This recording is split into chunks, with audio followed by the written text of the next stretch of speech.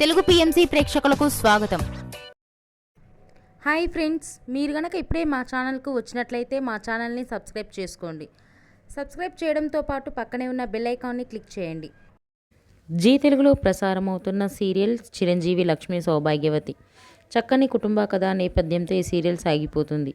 ఈ సీరియల్లో హీరోగా మిత్రానందన్గా రఘు నటిస్తుండగా, హీరోయిన్గా భాగ్యలక్ష్మిగా మహి గౌతమి నటిస్తుంది. మిత్ర తన లేటెస్ట్ ఫొటోస్ని అభిమానులతో పంచుకున్నాడు. ఆ ఫొటోస్ని మనం కూడా చూసేద్దాం.